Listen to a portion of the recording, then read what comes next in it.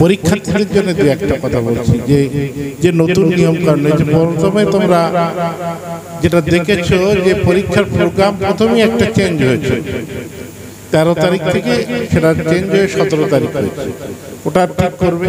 দ্বিতীয় কথা হচ্ছে যে টাইমটা ছিল আগে 11:45, এখন হয়েছে 9:45। প্রথম দিনে 9টার সময় পরীক্ষা কেন্দ্রের গেট খুলবে। তোমরা তার আগে নিশ্চিতভাবে তোমাদের স্যাররা তোমাদেরকে সেইভাবে সেখানে পৌঁছে দেবেন, আগে ভাগে পৌঁছাবে।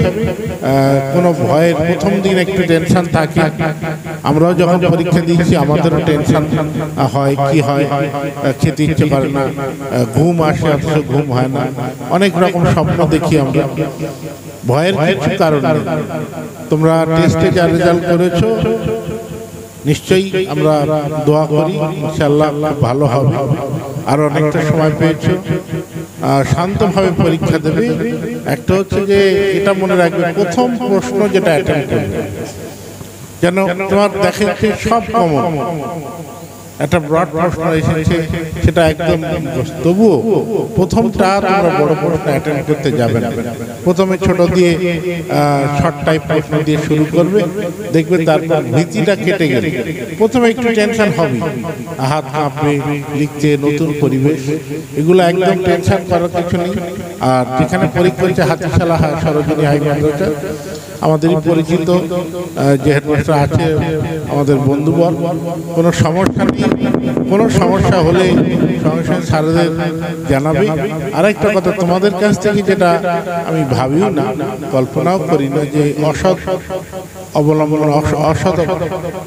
পথ অবলম্বন করে পরীক্ষা দেওয়া তোমরা নিশ্চয়ই করবে না। আর আগামী দিনের কথা ভাববে যে তোমাদেরকে একটা, আমাদের আজিজ আমার ছাত্র, সেই মিশন যখন তৈরি হয়েছিল প্রথম আমার কাছে গিয়েছিল, তো তার এই যে শুভ চিন্তা ভাবনা, একটা ছোট্ট চারা গাছ হয়তো আজকে আগামীতে একটা বড় বৃক্ষ হবে, এটা আমরা অনুভব করি আমাদের প্রিভিয়াস অভিজ্ঞতা থেকে বলি। তো সেই জন্যই বলি, তোমরা এই মাধ্যমিক হয়ে যাওয়ার পরে আমি চাই তোমরা সবাই সায়েন্স একটা গাছ যার শাখা প্রশাখাটা অনেক। আর্টসে পড়তেই পারো, আর্টসেরও অনেক পথ আছে, তবুও সেটা একটু সংখ্যা একটু ছোট জায়গা। মেয়েদের প্রচুর সুযোগ রয়েছে হায়ার সেকেন্ডারি সায়েন্সে পড়ার পর। আল্লাহ চায় তো তোমরা সবাই সায়েন্সে পড়বে। আমি শুনছিলাম পরিচালনা সমিতি চেষ্টা করছে তোমাদের সায়েন্স বিভাগটা চালু করতে। আর যারা ম্যাডাম রয়েছেন, মাঝে মধ্যে আমার ওখানে কিছু সাক্ষাৎ হয়েছে, তাদের সঙ্গেও খুব ভালো লেগেছে ব্যবহারে। শিক্ষিকাদের বিশেষ করে আমি তাদেরকে অ্যাজ এ সিনিয়র হিসাবে বলতে চাই যে শিক্ষক জন্মগতভাবে জন্ম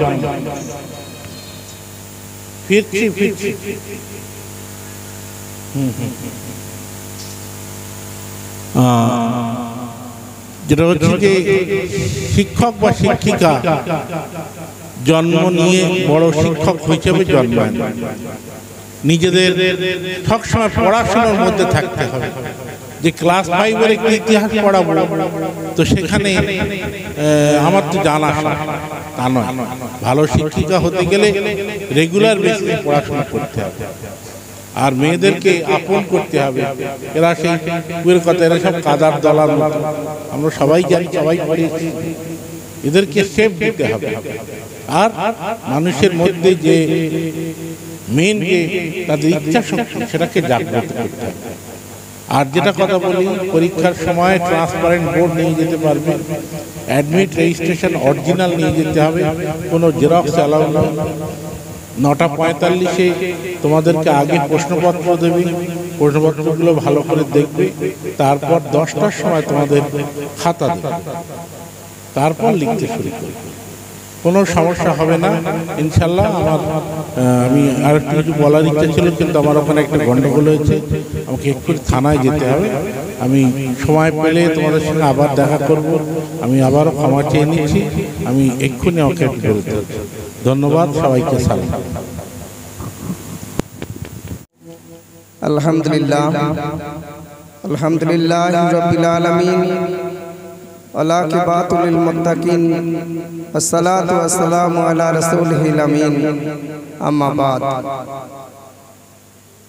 प्रशंसा एकमात्र আল্লাহ সুবহানাহু ওয়া তাআলার জন্য, দরুদ ও সালাম তার প্রিয় রাসূল হুজুর আকরাম সাল্লাল্লাহু আলাইহি সাল্লামের প্রতি বর্ষিত হোক। যে আজ আমরা এখানে উপস্থিত হতে পেরেছি, স্বল্প কথার মধ্যে ছোট্ট অনুষ্ঠান একটা বৃহত্তর পদমর্যাদা পাক, সেই লক্ষ্যেই আমরা আমাদের চিন্তা চেতনা আজ আমাদের সন্তানদের সামনে তুলে ধরার চেষ্টা করব ইনশাআল্লাহ। সর্বপ্রথমে সঞ্চালক সভাপতি মহাশয়, আমাদের পরিচালন সমিতি, শিক্ষক শিক্ষিকা এবং আমার বন্ধুমহল, অতিথি প্রয়াণ ব্যক্তিদ্বয়রা, সকলের প্রতি আমার আন্তরিক শুভেচ্ছা ও ভালোবাসা ও কৃতজ্ঞতা জানাই। যা ছোট্ট ফুলকুড়িদের দিকে তাকিয়ে আমরা এখানে উপস্থিত হয়েছি শুধুমাত্র তাদের প্রেরণার উৎস হয়ে, তাদেরকে কিছু মোটিভেশন দেওয়ার জন্য। তো আজ আমরা সেই কথাগুলো বলারই চেষ্টা করি। আজকে আমরা যারা এই প্রতিষ্ঠানে অঙ্গাঙ্গিভাবে জড়িত, 5 থেকে এটা এই 5 to 10 যারা ছোট্টবেলায় ক্লাস 5 এ অ্যাডমিশন নিয়েছে, তাদের স্বপ্ন ছিল একদিন এই মাদ্রাসা থেকে আমি ক্লাস 10 পরীক্ষা দিতে যাব। 2 থেকে আলহামদুলিল্লাহ, তাহলে তো একেবারেই আমরা বলতে পারি প্রাথমিক সেকশন থেকেই আছে। তো আমাদের স্বপ্ন একেবারে বাস্তব আমরা চোখে দেখছি। কি দেখছি? যে আমাদের ঘরের মা এবং বোনেরা, আমরা যারা মেহনত করে আমাদের সন্তানদেরকে এখানে পাঠিয়েছি, আজ তারা মাধ্যমিক পরীক্ষা দিতে যাবে। তাদের সেন্টার কোথায়? হাতিশালা সরোজিনী জুনিয়র হাই ছিল, এখন হায়ার সেকেন্ডারি হয়েছে হাই মাদ্রাসায়। তাহলে স্বপ্ন দেখলে কি পাওয়া যায়? স্বপ্ন 2 রকম আছে।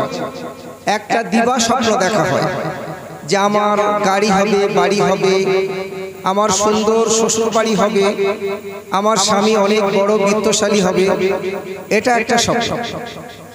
আর একটা স্বপ্ন হচ্ছে যে আমি ছাত্রী জীবনে অবস্থান করছি, আমাকে একটা মনোজ্ঞ পরিবেশ শিক্ষাঙ্গনের মধ্য দিয়ে তৈরি করতে হবে, ভবিষ্যৎ প্রজন্মটাকে সুন্দর করে গড়ে তুলতে হবে, জাতির সামনে পেশ করতে হবে, তাতে আমি গর্বিত হব, আমার অহংকার বৃদ্ধি পাবে।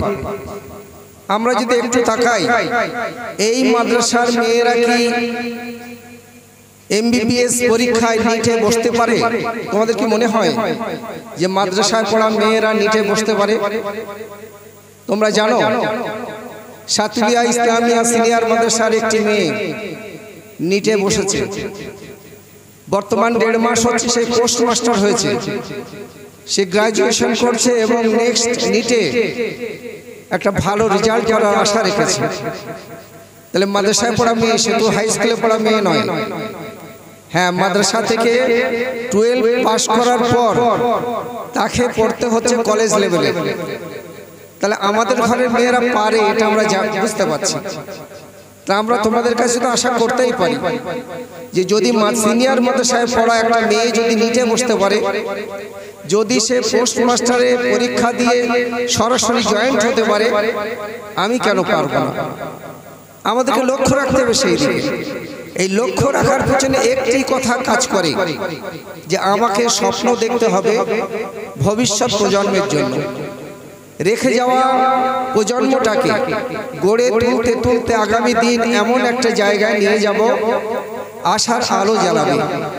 এই আশার আলো যাদের হৃদয়ে নেই, তারা অন্ধকারাচ্ছন্ন একটা পরিবেশের মধ্যে অবস্থান করবে। তাদের জ্ঞান যে গুণগত মান সংক্ষিপ্ত হয়ে যাবে, স্বল্প হয়ে যাবে, বাড়তে পারবে না।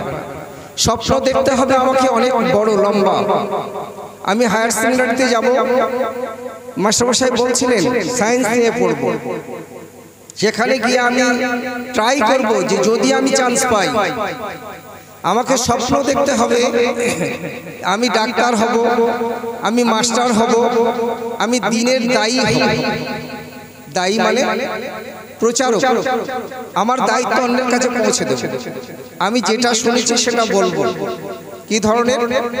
আমরা যেমন আমাদের মেয়েদের কাছে আশা করি, আমরা যখন মেয়েদেরকে পাত্রস্থ করি, অন্যত্র দিই, আমি তোমার মোটিভেশনের জন্য দুটো একটা কথা বলছি, তখন গার্জেনরা কি আশা করে? গার্জেনরা আশা করে আমার জামাইটা যেন সুন্দর হয়। জামাই সুন্দর হতে গেলে তার আগে জামাইয়ের কাছে যে সম্পদটা দিয়ে সুন্দর আশা করছি, যদি সেটা সুন্দর না হয় তাহলে কিন্তু ভালো আশা করা যাবে না। কেন আশা করা যাবে না? পরিবেশ তৈরি করার দায়িত্ব 100% মায়েদের।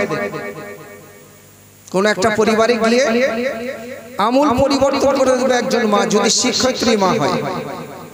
এবং শিক্ষা অর্জন শুধু এডুকেশনে নয়, শিক্ষা সামাজিকতার মধ্য দিয়ে আসে, শিক্ষা তার পরিবেশের মধ্য দিয়ে আসে, শিক্ষা তার বিহেভিয়ারের মধ্যে, আচার আচরণের মধ্য দিয়ে আসে।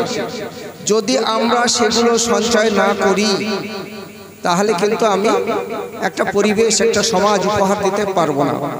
আমার সন্তান ব্যাকওয়ার্ড ক্লাসে চলে যাবে, আমার স্বামী আমার থেকে বিচ্ছিন্ন হয়ে যাবে, আমার স্বামীকে আদর্শ দিয়ে আদর্শের গুলি পড়িয়ে আমি তাকে আমার প্রতি রাজি করে রাখতে পারবো না। এগুলো হচ্ছে এই শিক্ষার মধ্য দিয়ে নিজেদেরকে গড়ে তুলতে হবে। তোমরা যারা সামনে মাধ্যমিক পরীক্ষা দিতে যাচ্ছ, তোমাদেরকে লড়াই করতে হচ্ছে, রাত দিন একাকার করতে হচ্ছে। কখনো বাংলা, কখনো ইংরেজি, কখনো অঙ্ক, কখনো ভূগোল, কখনো ইতিহাস, একের পর এক সাবজেক্ট নিয়ে মাথা খারাপ হয়ে যাচ্ছে। আর মনে হচ্ছে যে মনে হয় ঠিক করতে পারবো না। এই মনে হয় ঠিক করতে পারবো না একবার যেন মনে না হয়। মনটাকে তৈরি করতে হবে, আমি পারবো, যেটা অন্যে পারিনি আমি পারবো, আমি ফেল করবো না, আমি হেরে যাব না। যারা হেরে যায় তারা হেরেই যায়।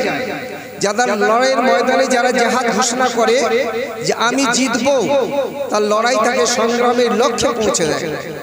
তাই তোমাদের কাছে সেই আশা করব, বই যখন হাতে নেবে সেটাকে মনে করতে হবে যে আগামী দিন আমি আমার কলম দিয়ে প্রকাশ ঘটাবো।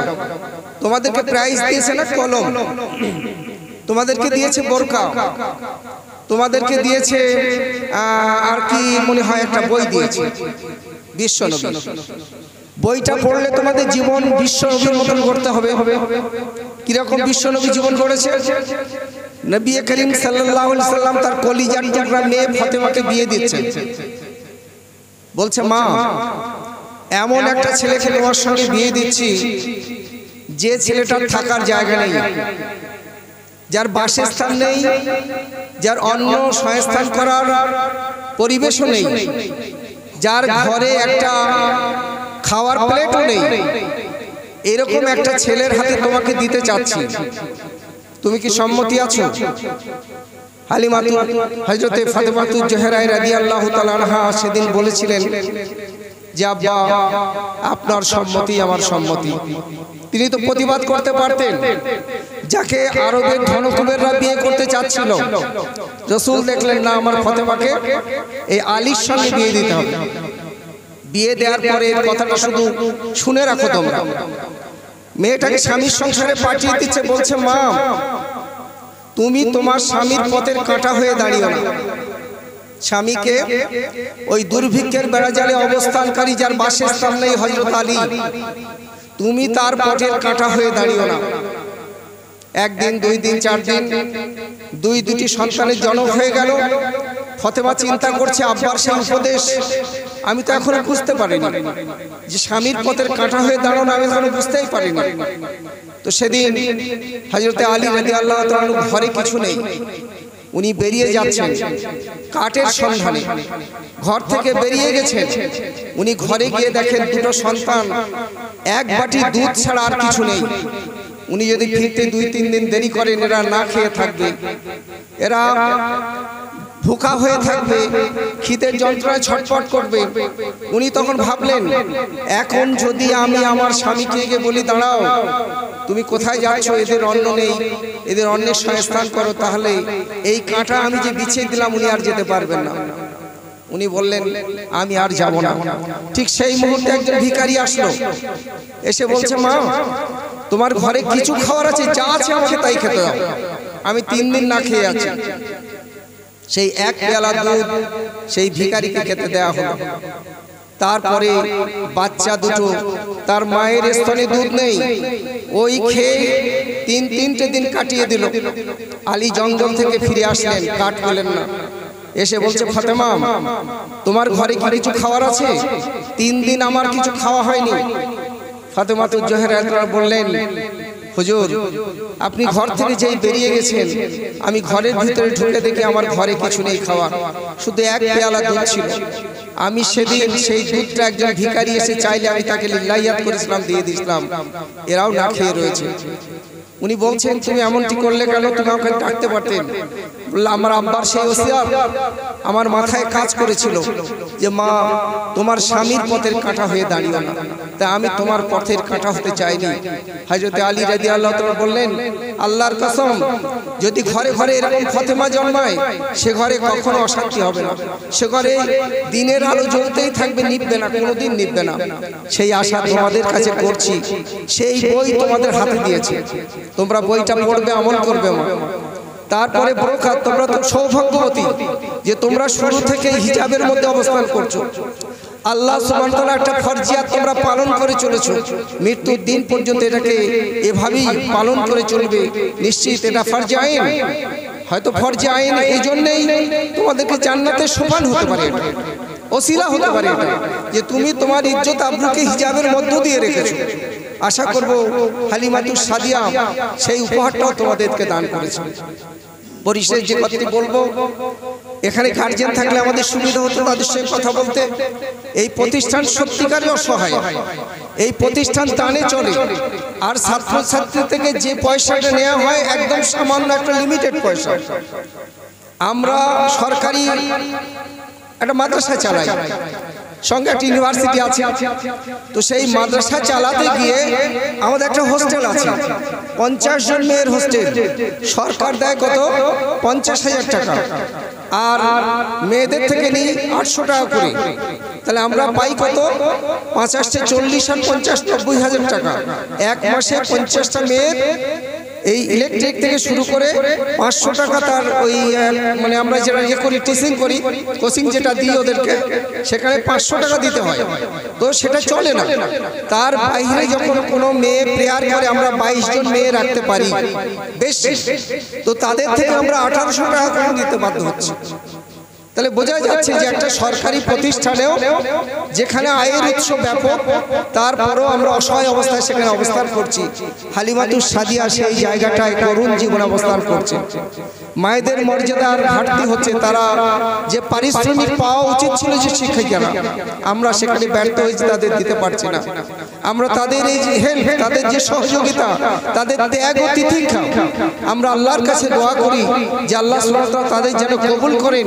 তাদের মেহনতের ফসল তাদের সামনে অবস্থান করছে, তারা আগামী দিন তাদের জন্য দোয়া করবে, তাদের ওসিলা যেন সেরাও জান্নাতের কারণ হয়ে দাঁড়ায়।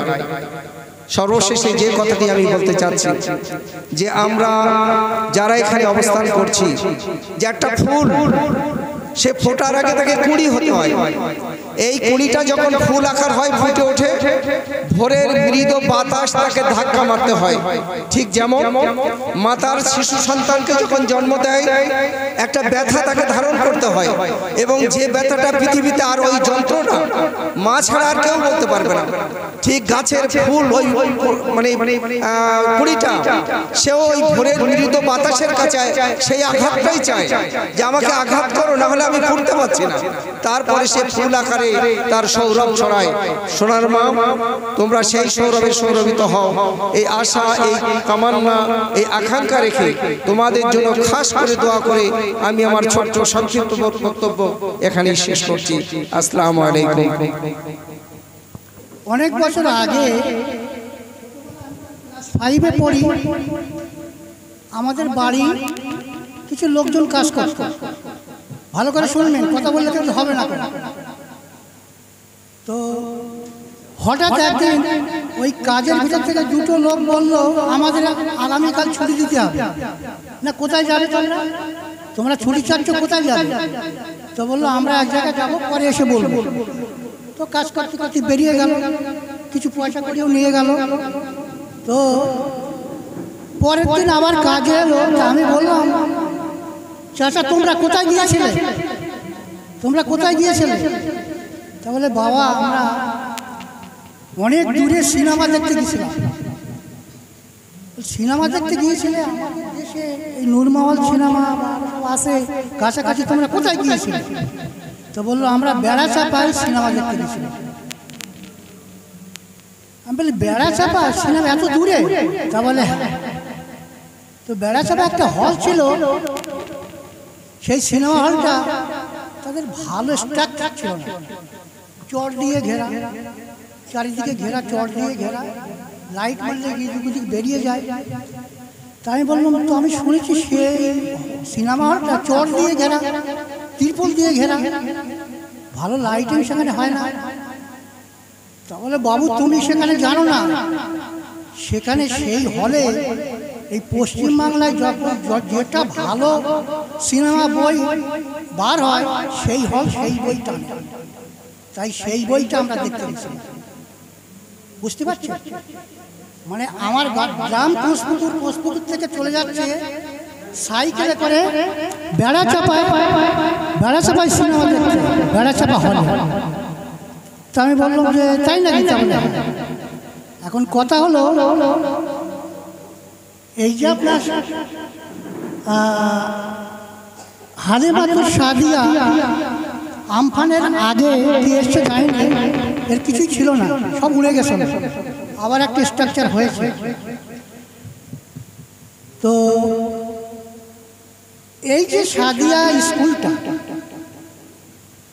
এই মাদ্রাসা, এ কিন্তু এর যে ডিপেন্ড, এর যে ডিমান্ড বা এটা প্রতিষ্ঠিত করার জন্যে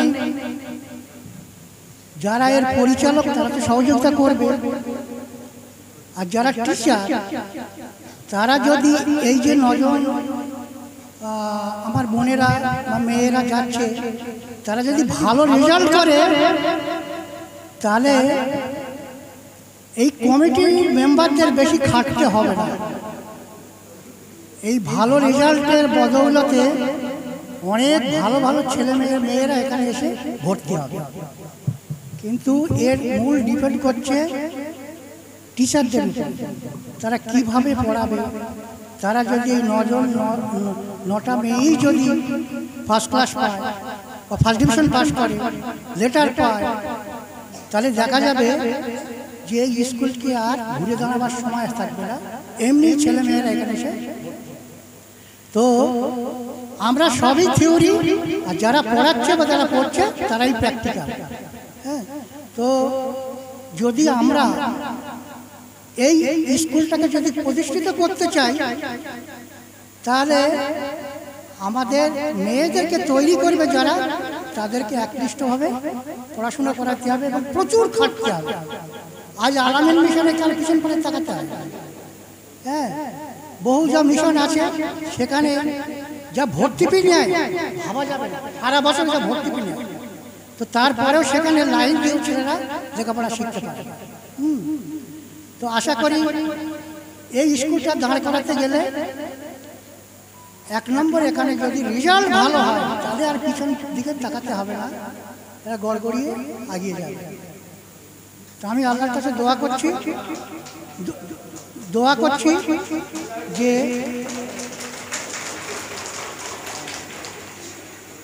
যদি এই রেজাল্ট 9 জনের মধ্যে সবাই যদি ফার্স্ট ডিভিশন পায়, আমি এখানে দাঁড়িয়ে কথা দিয়ে যাচ্ছি, এই স্কুল কার পিছনের দিকে তাকাতে হবে না।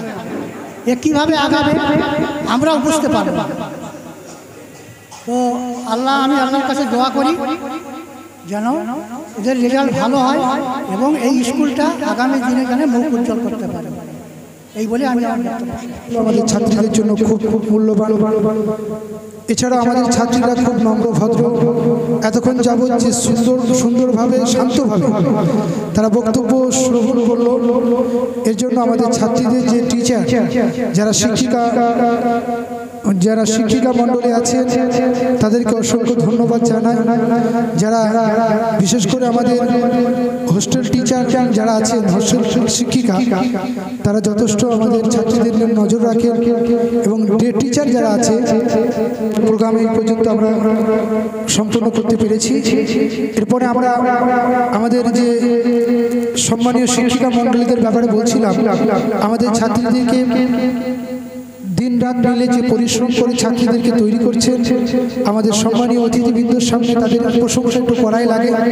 তাই আমাদের সম্মানীয় অতিথিবৃন্দরা বলেছেন যে আমরা যে টিচার আছে তাদেরকে সেভাবে আমরা হয়তো স্যালারি দিতে পারি না, তারপরেও তিনারা যেভাবে কষ্ট মেহনত করে স্টুডেন্টদেরকে হাতে করে তৈরি করছে, এর জন্য অসংখ্য ধন্যবাদ শুকরিয়া জ্ঞাপন করি আমাদের সম্মানীয় শিক্ষিকা মণ্ডলীগণকে। আজকে আমরা যে সম্মানীয় ব্যক্তিদের পেয়েছি তাদেরকে অসংখ্য শুকরিয়া ধন্যবাদ জানাই। তিনাদের মহামূল্যবান টাইমকে তারা বিভিন্ন কাজে ব্যস্ত থাকার পরেও আজকে আমাদের এই প্রতিষ্ঠানকে তারা নিজেদের মনে করে ছাত্রীদের ভালোবাসা এসেছেন, এর জন্য ওনাদেরকে খাস দোয়া করি যে আল্লাহ ওনাদের হায়াত দরাজ করুক এবং মাঝে মাঝে একটু প্রতিষ্ঠানে আসুক। এটা আমরা সবসময় আকাঙ্ক্ষা এবং চাই, আমরা অন্তর থেকে তিনাদেরকে পাশে সবসময় চাই।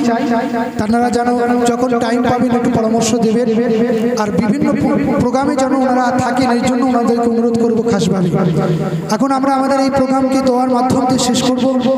দীর্ঘ সময় ধরে, দীর্ঘ বছর ধরে যেসব স্টুডেন্টরা, যেসব ছাত্রীরা ছোটবেলায় এসেছিল, কাঁদছিল, মা বাবার কথা শুনে তারা ঠিক মতো মায়ের কথা, বাপের কথা মনে পড়লে কাঁদতো, তারপরেও তারা সেই 1, 2, 3-তে ভর্তি হয়েছিল, সেসব ছাত্রীরা দীর্ঘ একটা টাইম ধরে এখানে কোরআন হাদিসের শিক্ষা, শরিয়াতি শিক্ষা, বিভিন্ন ইসলামিক শিক্ষা যে আছে, তাই সেই শিক্ষার মাধ্যম ছাড়াও, শিক্ষা ছাড়াও আরও বিভিন্ন ইতিহাস, ভূগোল, বিজ্ঞান, অঙ্ক, বিভিন্ন শিক্ষায় শিক্ষিত হয়ে আজকে তারা আমাদের এখান থেকে সম্মানের সঙ্গে তারা ভালোবাসা নিয়ে বিদায় নিচ্ছে এবং আগামী দিনে তারা মাধ্যমিক পরীক্ষা দেবে, একটা ভালো জায়গায় যেতে চায়। সেই জন্য আমাদের সবার খাস দোয়া তাদের উপর থাকবে ইনশাল্লাহ। কিন্তু দুঃখ লাগছে, একটু মনটা খারাপও লাগছে যে তারা আমাদের সামনে ছিল, আস্তে আস্তে বড় হয়েছে, তারা একটা ক্লাস করে তারা আজকে মাধ্যমিক 10 ক্লাসে তারা উপনীত হয়েছে। সেই ছাত্রীগুলোকে আমরা আজকে বিদায় দেব। যদিও একটা বিদায় অনুষ্ঠান হয়েছে, সেই বিদায়টা এরকম বিদায় নয়, মন থেকে বিদায় নয়, তাদেরকে আমরা আজীবন মনে রাখবো। তাদেরকে আমরা চাইবো তাদেরকে দোয়ার মাধ্যম দিয়ে তারা একটা জায়গায় কেরিয়ার গঠন করুক, প্রতিষ্ঠিত হোক, তাদের নিজেদের জায়গায় তৈরি করুক, কেরিয়ার গঠন করুক, দেশ ও জাতির জন্য ভাবনা তৈরি করুক। আমি সবচেয়ে আর একটা বড় কথা বলবো, এই ছাত্রীদের গার্জিয়ান যারা আছেন, আমরা অনেকে গার্জিয়ানদের উদাসীনভাবে থাকি। আমাদের ছাত্রীদের মধ্যে বিভিন্ন প্রতিভা আছে, এরা ডাক্তার হতে পারে, মাস্টার, বড় লেকচারার, অধ্যাপিকা হতে পারে, অ্যাডমিনিস্ট্রেটিভের বড় বড় জায়গায় দায়িত্ব নিতে পারে। সেই সব জায়গায় আমাদের ছাত্রীদের প্রতিভা আছে, আলহামদুলিল্লাহ আমরা পড়িয়ে দেখেছি, আমাদের টিচাররা তারা পড়িয়ে দেখেছে। আমাদের ছাত্রীদের মধ্যে বিভিন্ন এক্সট্রা অর্ডিনারি আছে, কোয়ালিটি আছে, তাদেরকে সেভাবে পরিচর্যা বা সেভাবে আমরা যদি গুরুত্ব দিই, তাদেরকে নজর রাখি গার্জিয়ান এবং আমাদের যারা টিচার আছে, তাহলে ইনশাল্লাহ আগামী দিনে ওরা একটা জায়গায় যাবে। আর একটা বিশেষ কথা যেটা আপনাদেরকে বলা লাগে, আমাদের এই আগামী বছর আমাদের যে ছাত্রীরা আছে যারা মাধ্যমিক দিচ্ছে 11, তাদের পড়ার সুযোগের জন্য আমাদের এখানে ব্যবস্থা হয়েছে আলহামদুলিল্লাহ। এছাড়াও বাইরের থেকে কিছু স্টুডেন্ট হয়তো আমরা নেব, তো সেই জন্য আগামী 11-এর ক্লাস আমাদের শুরু হবে। তো তার জন্য আমাদের যারা সম্মানীয় ব্যক্তিরা আছেন তাদের পরামর্শ নিয়ে আমরা আগাবো ইনশাল্লাহ। এই পর্যন্ত আমাদের আলোচনা পর্ব শেষ হয়েছে আলহামদুলিল্লাহ। এরপরে আমরা দোয়ার মাধ্যমে আমরা এই প্রোগ্রামকে শেষ করব। আমাদের ছাত্রীরা কয়েকদিন ধরে আল্লাহর কালামুল্লাহ শরীফ তেলাওয়াত করেছে, প্রতিদিন তারা কোরআন শরীফ তেলাওয়াত করে থাকেন। খাস দোয়া, এখানে অনেক হাজী সাহেব এসেছেন, মুরব্বীরা এসেছেন, যারা আল্লাহর কাবা ঘর থেকে ঘুরে এসেছেন। এছাড়াও আমাদের ছাত্রীরা যারা ছোট ছোট সোনার মানিক কচি, যাদের ছোট ছোট জবান দিয়ে আল্লাহর পবিত্র কালামুল্লাহ শরীফ তেলাওয়াত করে, আমরা সবাই মিলিতভাবে তালিবদের সঙ্গে করে আমাদের বিদায়ী ছাত্রীদেরকে নিয়ে আমরা দুটো হাত তুলব। আমাদের মাদ্রাসার দায়িত্বশীল যারা আছেন সকলকে অনুরোধ করব, আমাদের প্রোগ্রামে এসে সবাই মিলে আমরা মিলিতভাবে হাত তুলে দোয়া করব। আউযু বিল্লাহি মিনাশ শাইতানির রাজীম।